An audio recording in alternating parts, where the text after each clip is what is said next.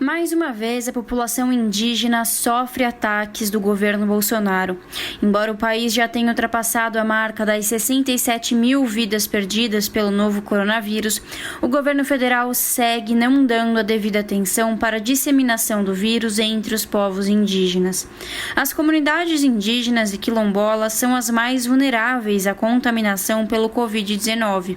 Mesmo assim, nesta quarta-feira, Bolsonaro sancionou vetando 16 itens, projetos sobre medidas de prevenção de contágio em territórios indígenas. Em editorial no site, o ISA, Instituto Socioambiental, pede que o Congresso derrube os vetos presidenciais. Márcio Santilli, sócio fundador do Instituto, comenta que essa ação deixa claro o profundo desprezo do governo pela população indígena e quilombola.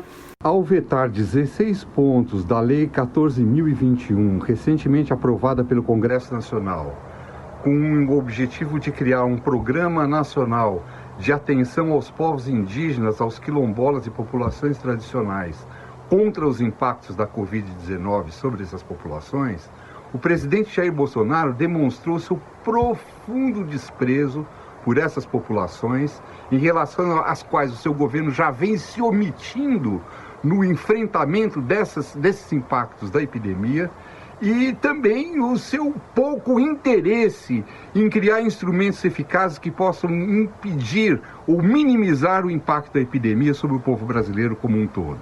Em meio à repercussão negativa dos vetos de Bolsonaro, o ministro Luiz Roberto Barroso determinou que o governo adote medidas para conter o avanço da doença entre a população indígena. Rafael Modesto, assessor jurídico do Conselho Indigenista Missionário, explica que a intervenção do ministro Barroso vem ao encontro dos pedidos já feitos pelas organizações indigenistas. Segundo Modesto, os invasores de terras, como garimpeiros, são um dos responsáveis por disseminar o vírus entre os povos indígenas. Conter o avanço do coronavírus nas aldeias e a expulsão, a desintrusão, a retirada de invasores de terras indígenas, sejam caçadores, sejam garimpeiros, invasores, gente que está desmatando as terras indígenas, que sejam retirados imediatamente, porque são os condutores, são quem levam, na maioria das vezes, o coronavírus para as aldeias. Então, a decisão do Barroso determinou que a União contingencie, consiga fazer com que tenha um plano de ação, crie um plano de ação nos próximos 30 dias, para conter o avanço do coronavírus nas aldeias. Essa decisão, então, ela contempla em parte o que pede os indígenas, o que pedem as organizações indigenistas socioambientais parceiras dos índios, e é o que pede o Conselho Indigenista Missionário. O cacique Santiago Franco, da comunidade Guarani, localizada no Rio Grande do Sul, afirma que muitos direitos são negados a eles, como o saneamento básico, que ainda não chegou à aldeia. Na verdade, hoje a situação está muito precária e muito difícil, né? Como, por exemplo, hoje todo mundo sabe, né, que a gente deixa isolado aqui, né, de cada aldeia, né, de toda a aldeia, com essa pandemia. Outro problema, por exemplo, água, habitação, que é a moradia, né, que é importante para a família, né?